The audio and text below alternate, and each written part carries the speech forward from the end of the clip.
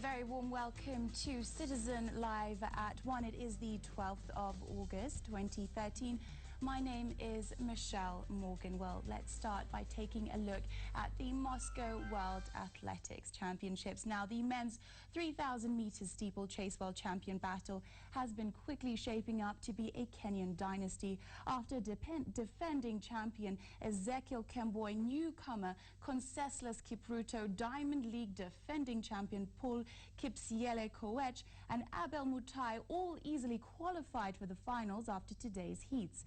Wahiga Mwaura gives us the highlights of the race that he'll also be featuring Usain Bolt's win in the 100 meters win coming up next. First heat of the men's 3,000 meters. The first heat began at 9:10 a.m. with Abel Mutai keeping with the front pack for most of the race.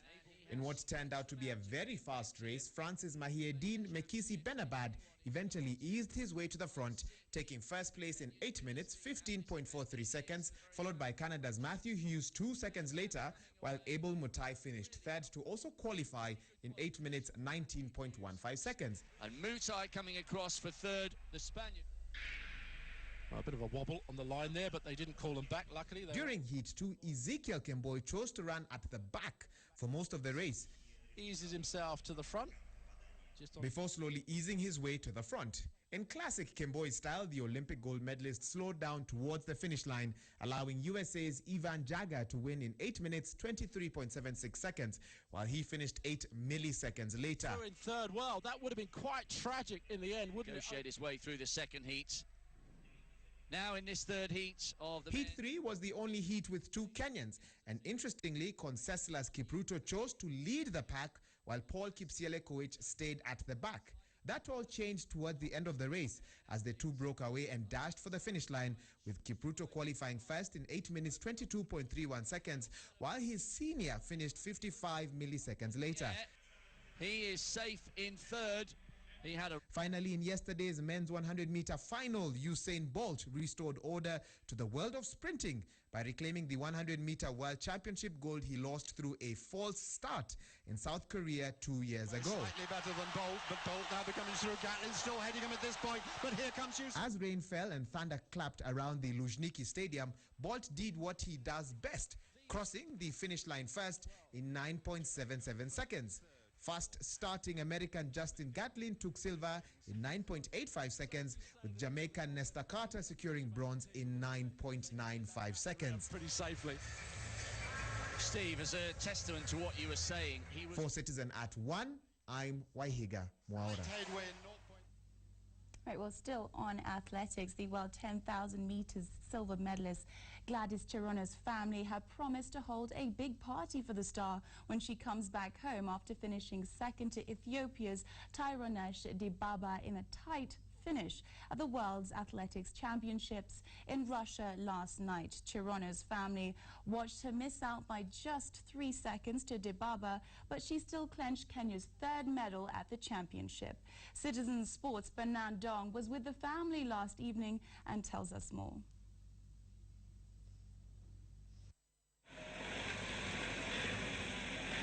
Gladys Cherono lives in Kapsabet, about 40 kilometers from Eldoret town.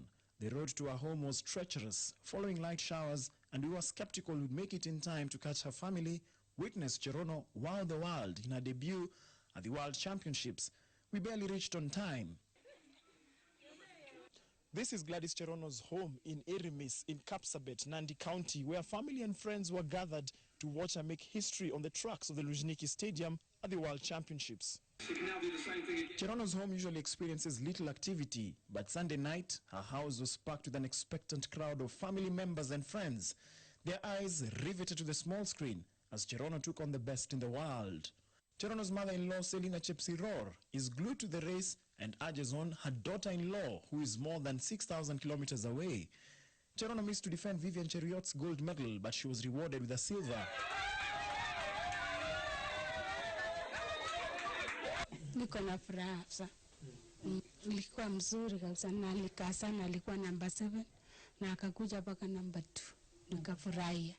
Her brother-in-law Benjamin Kiplagat was on the phone for more than 10 minutes after the race, calling everyone to inform them of the good news. Sherekea sasa hapa nyumbani, tumefurahi sana, tuko na hao watu wote hapa nyumbani. Kifai kabisa, kisherekea kweli kweli. Nimepiga simu karibu 10 hivi nikifikia ndugu zangu na marafiki zangu wote nikieleza nikiuliza vile walikuwa wakiona. Cherono's mother-in-law is planning a big feat when she returns home.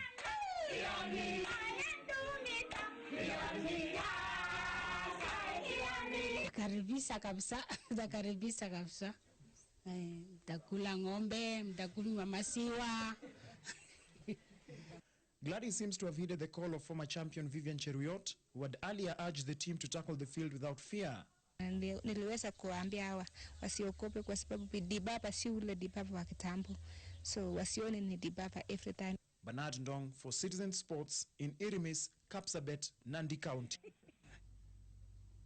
47 women representatives drawn from all corners of the country are in the process of tabling a bill which will ensure they run funds earmarked for women. The women MPs say they want a social development funds kitty which they will be managing. Nyeri County Women Representative Priscilla Nyokabi said elected leaders will table the motion in the National Assembly immediately Parliament returns from recess. Chris Wangome has more on that story.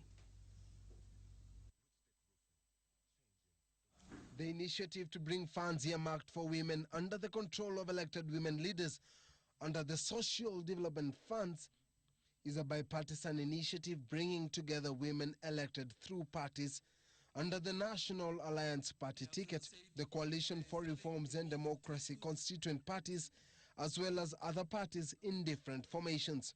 Nyeri County Women Representative Priscilla Nyokabi said the move has elicited support from TNA and CORD members who have vowed to support the bill when tabled in Parliament. Once under centralized control, the funds will be used to deal with social issues affecting the communities, such as fighting drug abuse, illicit brews in the counties, establishment of adult education centers, and establishment of light industries. The bill would ensure the proper utilization of funds by identifying key projects outside the focus of county and central government functions. Chris Ongombe, Citizen at 1. Now, Deputy President William Ruto has this morning officially opened a Devolution stakeholders meeting in Nairobi, attended by governors and other players in the implementation of devolution. To bring us up to speed with the very latest happenings from the meeting is our reporter Kendigo Obadiah. Good afternoon, Kendigo. Well, good afternoon, Michelle. Fantastic. Can you tell us a little bit about this Devolution Stakeholders Conference? We've seen 210 billion shillings set to be released to the county governments over the course of the next few days. Is this something that has been discussed in relation to the regulations and guidelines of how these funds will be spent? Well, indeed, Michelle, we are here at the Kenya Institute of Governance in Kabete, where Deputy President William Ruto is chairing an inaugural conference for the Intergovernmental Budget and Economic Council. This council that has been formed to look into issues to do with budgeting for the county government. As you know, we have the 210 billion rolled out. It should be going to the county governments soon, but coming as a shocker here is that that money is not going to every county as a lump sum. They will be given to counties as per how they performed in their budgetary allocations.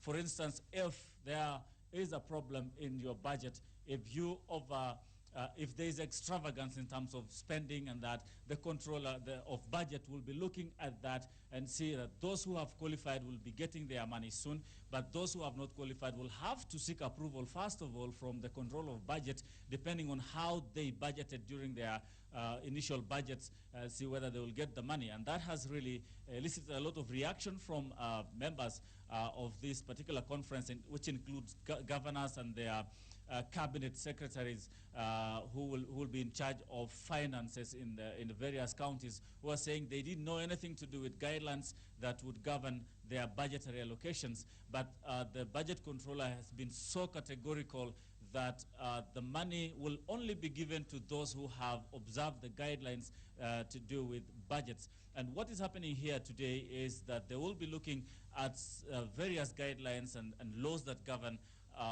budgeting and see whether they have complied. And many of the governors here, I tell you, will be finding it difficult to get this money because they have not complied with these guidelines, and the control of budget is not relenting.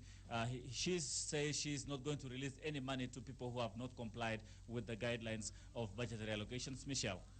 Okay, so we're seeing that budgetary allocations is obviously a key feature of what is being discussed right now. I also wanted to find out from you, we've seen the functions of county governments have been gazetted by the Transitional Authority. So I'm curious, what is the mood? Is there greater optimism of devolution being achieved? Well, observing the mood here, it is all about discussions, Michelle. What we have not seen is whether what has been gazetted is what the governors wanted. And I'm sure they're waiting to see what has been gazetted. If the government has gazetted all the functions that they have been asking for, then there will be no issue at all. But if it appears that there are other functions that have been left out, if you can remember that the initial plan by the Transition Authority to gazette or devolve functions to 13 counties only met a lot of resistance from governors who demanded that all the 47 counties should be given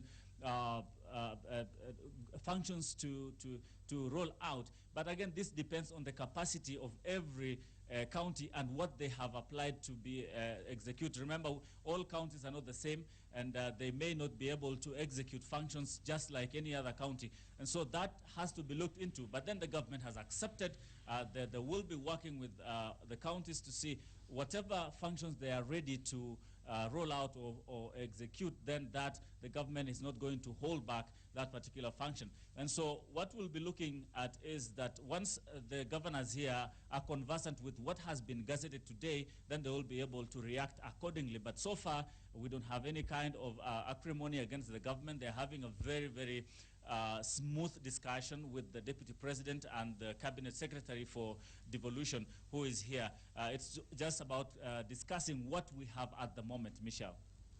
All right, thank you very much, Kandago, reporting from the Institute of Government. Thank you.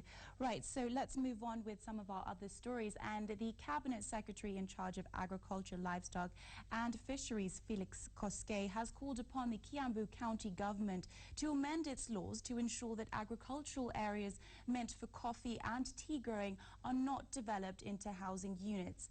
He said such cases are being witnessed across the country where real estate and property are being developed at a fast rate. Speaking over the weekend after touring various large-scale and small-scale farms in Kiambu County, Koskei said his ministry will lay emphasis on reviving the once vibrant coffee industry and also ensure that farmers benefited from the farming sector.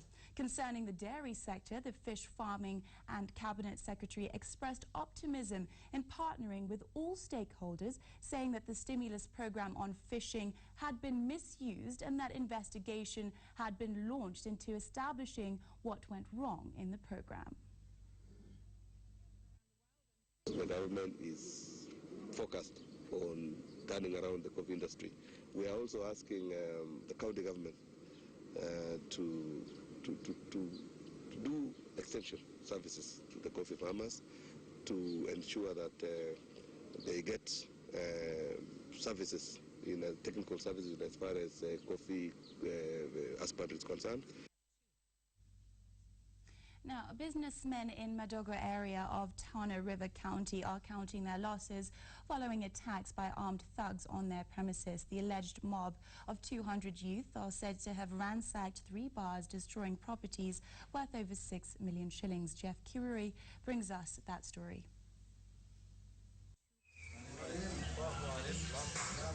This was the scene Sunday evening in the Madogo area of Tana River County. A group of 200 youth allegedly broke into Benchmark Bar and Lodging, Hideaway Pub and Summerland Pub, destroying property in the process. Wakafunja ile mlango mbele, wakafunja na command akasema hataki kuona chupa moja ya pombe ikitoka katika hiyo club.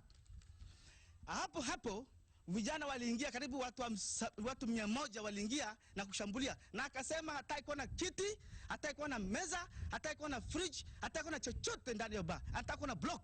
na milango yote itoke. Na hiyo kazi ilifanyika hivyo hivyo. According to the bar owners, last evening's attack on bar establishments owned by non-locals is the second in a span of 4 days, and the owners are now accusing the police of laxity in dealing with crime in the area. Jeff Kirui, Citizen at 1. Now, social stigma continues to haunt former commercial sex workers even as they seek a fresh start. But one such woman, Rebecca Wangari, has moved to shake off the shackles of her dark past and start a new life as a matatu tout in Thika Town. She now talks about her past with the hope that it will inspire other commercial sex workers to change their ways. Sally Mbilu with that story.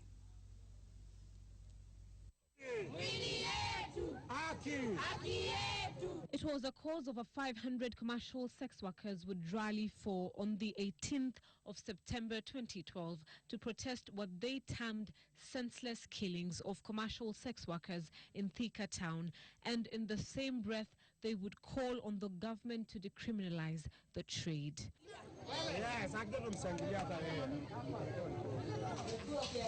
Close to a year later, and a woman who was on that day vocal about the rights of commercial sex workers is now wearing a different hat. From a commercial sex worker, Rebecca Wangari has found a new beginning.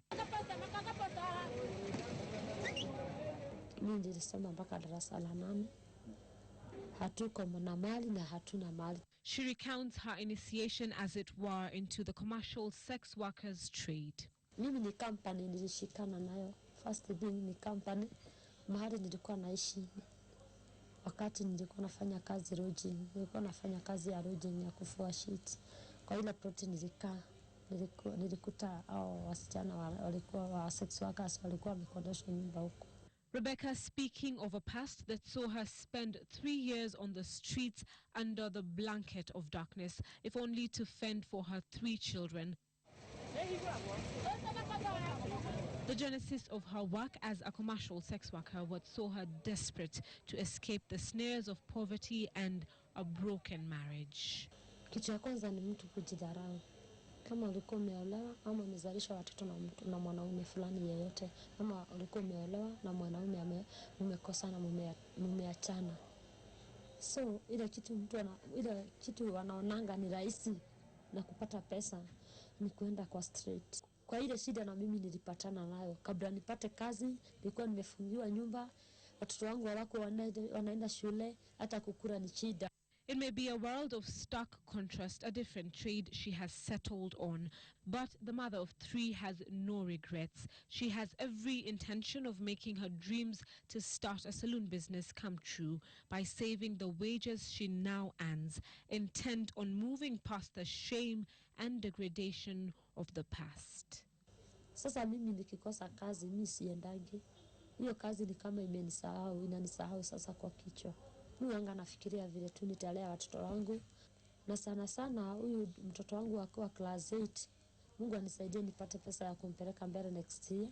The life and times of the reformed commercial sex worker gives testament to the strength that lies in new beginnings. Every time you are out on the road, one thing that comes to mind is the importance of road safety. After all, lives are on the line while on the road as motorists and pedestrians go about their daily activities. And one rogue motorist could easily cause a deadly crash, killing many people in the process. The need to observe traffic regulations become even more important given the huge increase in the number of cars on our roads. But it appears that there are some motorists who continue to flout regulations with impunity. Once again, in our special segment Road Hog, we have captured on camera some of the said rogue motorists breaking rules without blinking an eyelid while steering their way into trouble. Remember, you too can contribute to restoring sanity on our roads by contributing to Road Hog. Let's watch.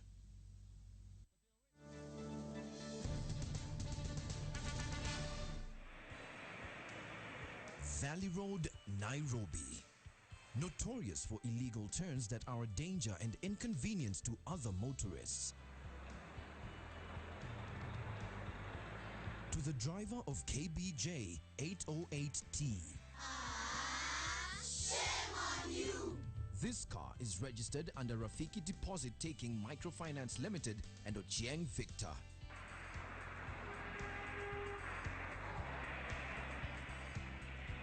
KAG 977B.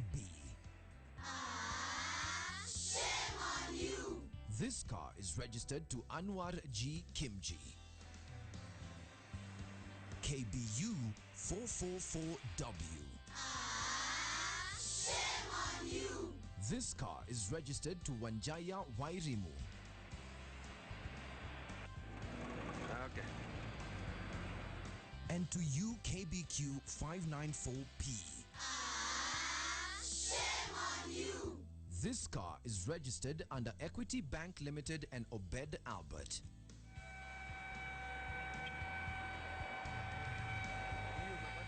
What about this roadhog in a VW Golf?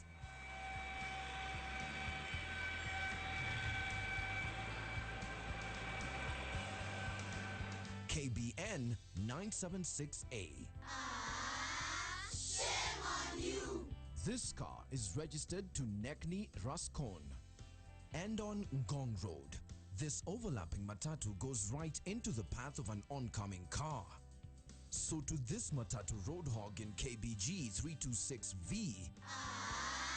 Shame on you! This car is registered to Abdulaziz Abdul. If you see a roadhog, take a picture or video and tell us where it happened. And we will shame them. Please send your pictures and videos of roadhogs via WhatsApp to 0701 515151 or 0734 700 004 or Facebook or Twitter.